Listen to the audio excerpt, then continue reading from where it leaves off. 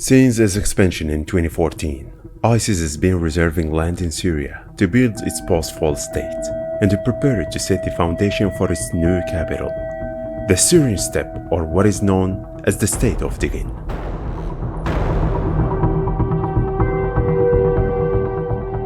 ISIS chose the Syrian steppe, aka البادية السورية, as its new home, and a field for open battles led by the organization cells. So how do these cells move in a rock land that is half the size of Syria? Before the fall of the state, ISIS divided the Syrian steppe into strips, then equipped these strips with all living necessities to survive in the desert by building rooms, shelters, and underground tunnels. ISIS led operations of digging and equipping residential trenches at the time when it controlled Deir ez-Zor and Raqqa. These trenches were fully equipped to host the organization cells, post-fall, fuel tanks, and tunnels that allowed the passage of cars were buried underneath certain points. ISIS relied on detained civilians as laborers to do the work of digging and equipping. For instance, the organization would arrest these civilians for smoking or for joining the Free Syrian Army, or sometimes for committing Sharia violations that ISIS imposed.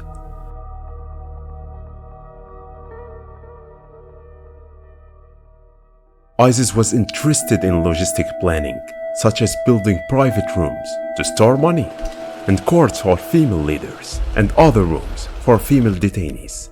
The organization also built underground prisons in the desert using techniques similar to Iraqi prisons in the Al-Anbar desert.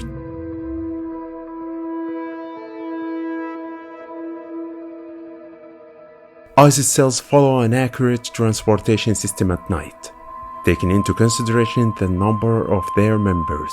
That is somewhere between 4,000 to 7,000 recruits, and the majority of them are immigrants. ISIS cells reside mainly in the hills and in some rugged areas. They use camouflage techniques sometimes. For instance, they disguise as sheep gatherers. Where are they located? ISIS cells penetrate the Syrian steppe in many areas, but mainly in areas called Al-War, Jabal, Al-Bashri, and Al-Bashri Hills, from which it operates attacks on Iran, Russia, and Al-Assad militias. ISIS also has cells in Al-Hamad steppe, that is known for its hills and mountains, which helps with the organization's mobility. There is a belief that is the route that Abu Bakr al-Baghdadi took to Idlib before his death there, at the town of Barisha. ISIS divides its cells in these areas into subdivisions of 100 people.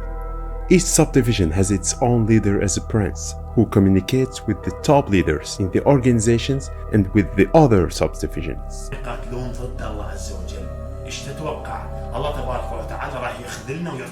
ISIS cells cross Al-Anbar steppe to Syria through the military lane or borders, using unknown routes between At-Tanf and Al-Bukama route.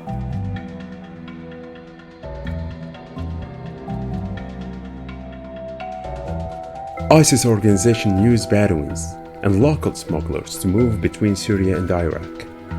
The organization sometimes used force and threat against them to grant their collaboration in moving and smuggling.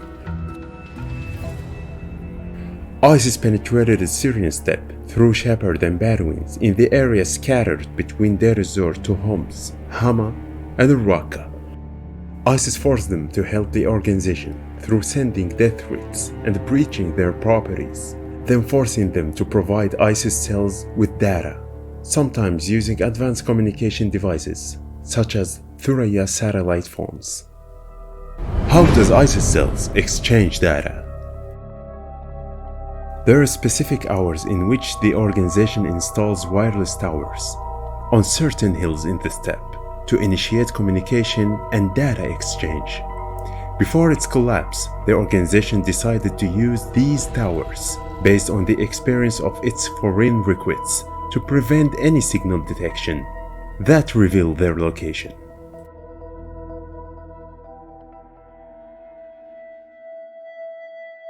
ISIS collaborators. ISIS wires money by using death threats to force people in civilian areas to work for them. The organization usually operates at night. It also makes arrangements with smugglers, like allowing them to move around in exchange for doing money wiring for ISIS or buying certain goods.